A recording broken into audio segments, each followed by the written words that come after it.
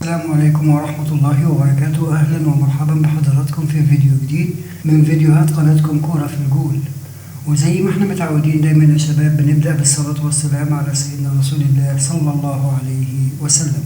تعديل موعد سفر الأهلي إلى الجزائر لمواجهة شباب بلوزداد. استقرت إدارة النادي الأهلي المصري برئاسة الكابتن محمود الخطيب على تعديل موعد سفر بعثة الفريق الأول لكرة القدم إلى الجزائر لمواجهة شباب بلوزداد في دوري أبطال إفريقيا.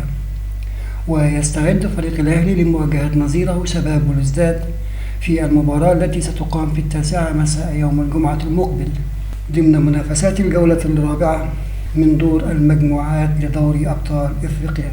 وقرر الأهلي السفر إلى الجزائر عصر يوم الأربعاء المقبل بدلا من يوم الثلاثاء، على أن يصل الفريق للعاصمة الجزائرية في تمام الساعة 8 مساء حسب ما ذكرت صحيفة الوطن المصرية.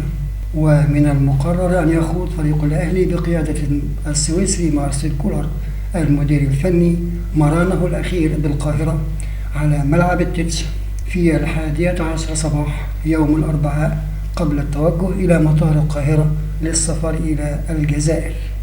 ويحتل الأهلي صدارة المجموعة الرابعة برصيد 5 نقاط من 3 مباريات، بينما يأتي فريق يانج أفريكانز في المركز الثاني بنفس الرصيد، ثم شباب بلوزداد الجزائري في المركز الثالث برصيد 4 نقاط، ويحتل ميدياما الغاني المركز الأخير برصيد 4 نقاط.